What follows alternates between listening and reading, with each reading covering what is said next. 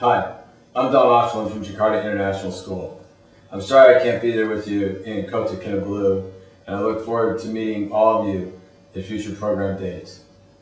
I am, though, here to introduce a book to you that may influence your perspective on how schools can be adaptive and inclusive learning organizations rather than isolated teaching factories. What's Worth Fighting For Out There was written by Andy Hargreaves and Michael Fullen in 1998 and published in New York and Ontario, Canada. While the publication date may lead one to question the timeliness of the book, upon close inspection, it remains relevant to the myriad changes that have occurred in education, and specifically international schools, in the years. The big message speaks volumes about this book, and one of the early challenges put forth by the authors is this: what needs to change in schools is how people work, not how much they work. The book is organized into 4 sections. What's Out There, which describes the operating environment and demands placed upon schools, or the problems. Going Deeper, which offers rationales or justifications for changing how schools operate. Going Wider, a section that encourages schools to plug into the wider community within which they function. And finally, Getting Out There, which introduces a menu of actions to be taken by all constituencies to make schools more inclusive and adaptive to change.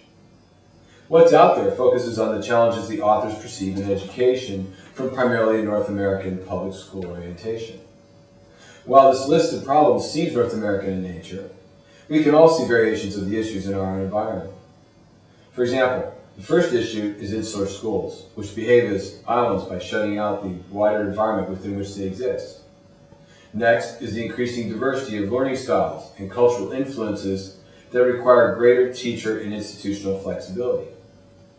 Hargreaves and Fullen also suggest that there's an inherent tension between perceptions of education's traditional role and the new demands placed upon educators by society at large. To address these problems, there seem to be 3 big ideas that the authors suggest. Hope and care is the guiding principle that gives a sense of purpose to the educational process.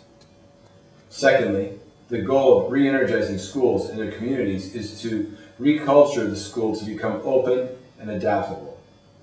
Finally, collaboration between all the stakeholders is the overarching mechanism by which these values will be embedded and goals are to be achieved by the educational communities.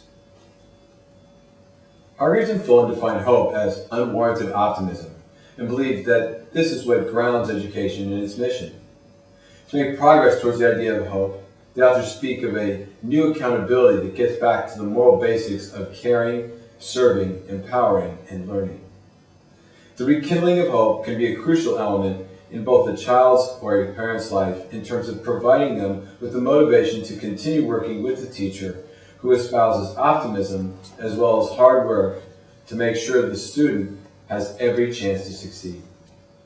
Secondly, the world beyond the school walls is complex and scary. It is even more so to ignore that world and cease learning or adapting to a constantly changing setting. This means that schools need to become learning organizations, which include all constituencies served by the institution and a multifaceted approach to reculturing the school.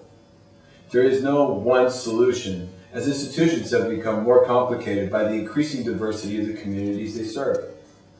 Consequently, schools require a new paradigm.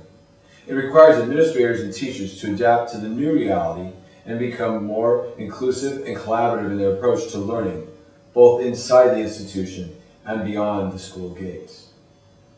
Collaboration, according to the authors, asks us to walk towards the light and engage or involve those resistant to change, the parent stakeholders, local community naysayers, and above all the students, to begin the process of reculturing the school into a learning organization.